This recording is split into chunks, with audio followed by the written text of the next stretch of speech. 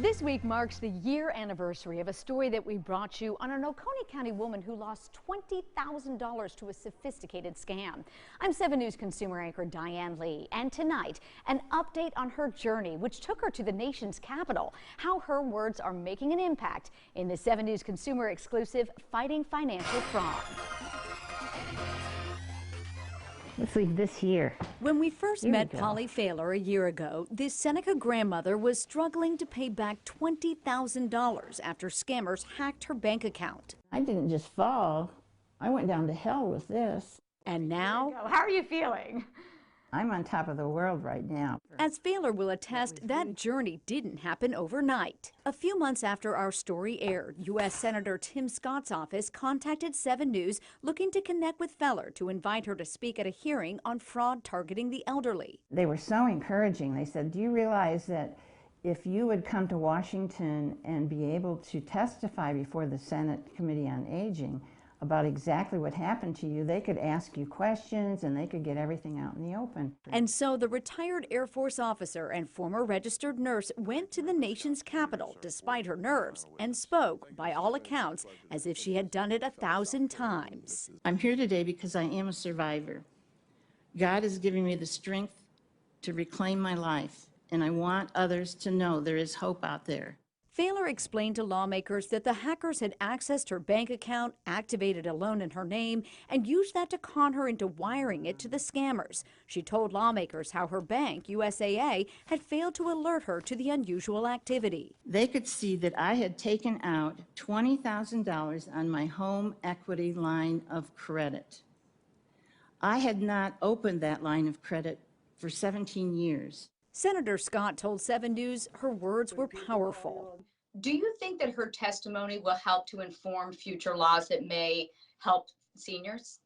I hope so. Certainly, I think that if it doesn't, I'd be stunned. Her testimony was fantastic. It was compelling, but it also allowed us to see the breadcrumbs to preventing more scams in more areas. One of the things that we've done is worked on our scam fraud book, and her testimony will continue to make the next iteration even more impactful. And it wasn't just Senator Scott who was impressed. If someone from your bank had seen this very suspicious transaction and asked you about it, would that have stopped the scam? Yes, and they would have stopped it on any level. They could have emailed me, they could have texted me, they could have phoned me. Failer says the whole experience restored her hope in helping others. The uplifting part for me was to see that committee at work, because they didn't work like you see them represented on television, where this one's fighting that one. They worked together. And when it was over, she wasn't over just yet. Mrs. Failer, thank you so much for spending your time here and representing our state so well.